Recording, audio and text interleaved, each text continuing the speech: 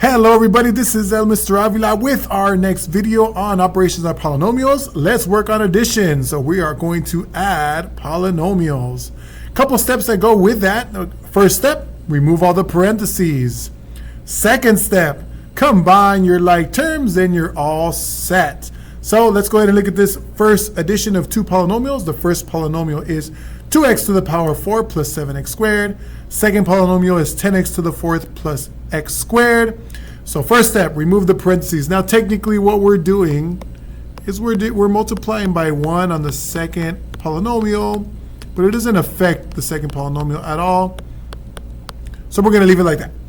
Remove the parentheses, and now we're going to combine our like terms. So we look at 2x to the fourth, and we find another term that has x to the fourth, which is this one, 10x to the fourth.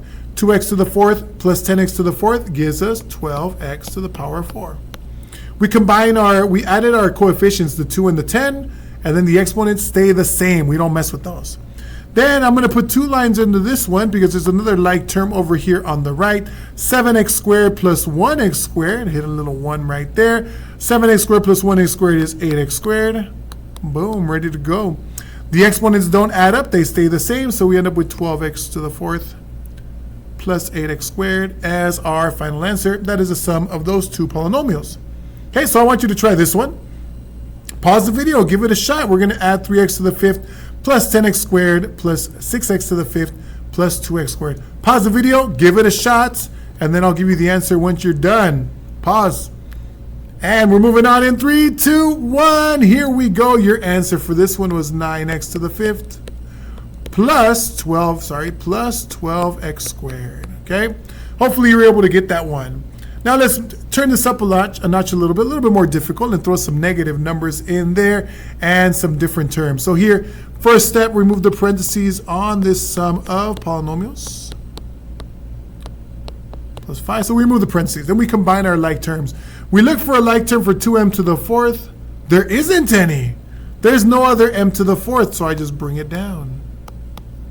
Then we look for a like term with the 8, the minus 8, and there is another constant here without a variable on it. We're going to combine negative 8 plus 5. That is equal to negative 3, so we get minus 3. And then then the 2m squared, there is no more terms left, so we're going to bring it down as 2m squared. Normally, we like to have our polynomials in descending order by the exponents, so we'll write it like this, leaving the 2m to the fourth first, then the 2m squared second, and finally the minus 3 in order with the exponents. Now you try this one. Now that I gave you the answer for the first one, see if you can combine the like terms for this one. Add these two polynomials. Pause the video, and we're moving on. Pause. Did you pause? In 3, 2, and 1. And our answer for this one is we combine this 5x cubed and the 6x cubed, because it's 11x cubed. The 4x squared doesn't have a like term, and the 2 does not either. Our answer is 11x cubed minus 4x squared minus 2. Last one, turning it up a little bit more complicated. Now we have a polynomial with 3 terms. We're going to add this polynomial in the front to this one. Following the same steps, remove the parentheses first. And then copy the second polynomial, remove the parentheses. And like I said earlier, we like to have our answers in descending order of the exponents, meaning we're going to start with the exponent, the largest exponent first. So I see here as 6x to the fourth. Does it have a like term? Sure does. 6 minus 5 is 1. We end up with x to the fourth. 1x to the fourth. We just don't write that 1. We check out the next number is x cubed. The next x cubed. Is there any x cubed? There isn't. We're just going to bring it down. 5x cubed. Then we have the x cubed. We have an x squared over here at the end, so I'm going to see if there's any like terms for this one. There is not, so I'm just going to bring down the x squared.